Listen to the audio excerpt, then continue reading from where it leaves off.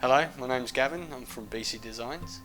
Today I'm going to show you how to get scuffs and scratches out of a matte white bath.